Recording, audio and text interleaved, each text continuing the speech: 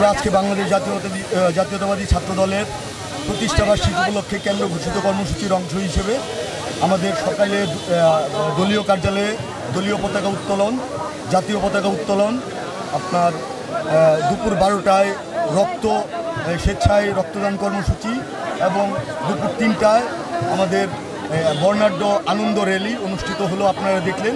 আগামীকালকে কেন্দ্রীয় কর্মসূচির অংশ হিসেবে আগামীকালকে আমরা ব্যাডমিন্টন টুর্নামেন্টের আয়োজন করেছি।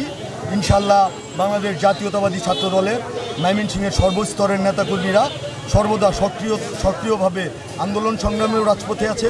এখন বাংলাদেশ পুনর্গঠনে আমরা আমাদের অবস্থান থেকে দেশনায়ক জনাব তারেক রহমানের নির্দেশে সর্বোচ্চ আমাদের ত্যাগ স্বীকার বা শ্রম, আমাদের নীতি নৈতিকতা সততা নিয়ে আমরা কাজ করে যাচ্ছি।